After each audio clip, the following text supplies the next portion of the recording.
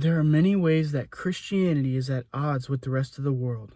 Jesus said that if the world hates you, know that it hated me first. And in James, it says that friendship with the world is enmity towards God. So it should be no surprise to us when we see that the world is in contradiction with a biblical attitude towards money and contentment. And we're going to take a close today at one of the proverbs that is key to understanding this concept. But before we do, my name is Ethan Cody, and this is the Redeemed Pill, where my goal is to encourage you to use your God-given masculinity for His glory and for the greater good of those around you. So this proverb is Proverbs 15, chapter 15, verse 16, and it says that better is a little with the fear of the Lord, with the fear of the Lord, than great treasure with trouble. And so the reason why I say that this verse is in contradiction, or rather that the world is in contradiction with this verse, is because when it comes to money and possessions and having things, the world will always tell you to get more, to chase more, never be content, never settle. And many Christians even fall for this. But this is not biblical. God calls us to be content. It says that godliness with contentment is great gain. And it also says that those who desire to be rich fall into a snare. It's as if you're setting a trap for yourself.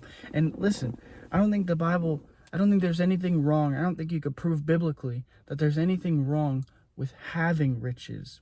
But it's the idea of being content with what God has given you. Just fully surrendered to, I trust that God will provide. If I have shelter, if I have water to drink, if I have food to eat, I need to be content with these things, because anything more is extra, essentially. And I don't know where you're watching this from. I'm recording this in America, and I know that in America we can be so privileged sometimes. We can think that we don't understand that even being in poverty in America is like being rich in some other places, some other corners of the world. And we don't really understand true poverty here in America. And so we miss this biblical advice. We think that we need more. We need the newest iPhone.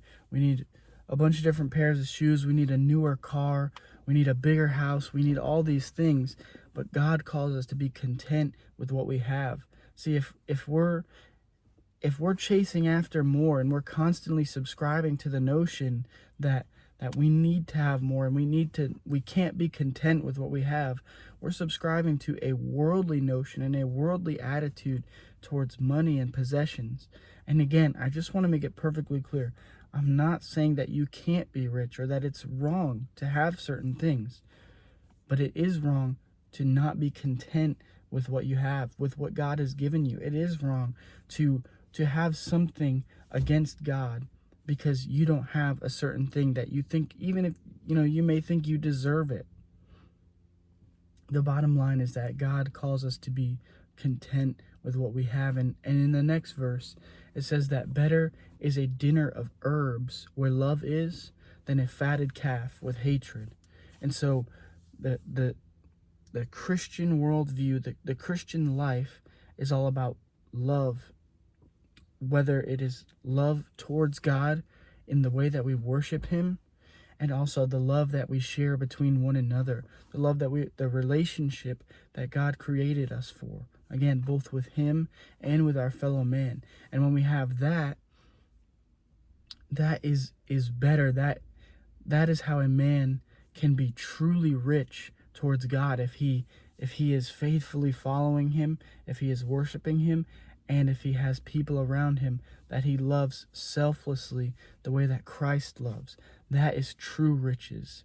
And again, just one last time, there's nothing wrong with having possessions, but whatever you have, you must be content with it, and you must live and steward it towards God and live faithfully with what He has given you.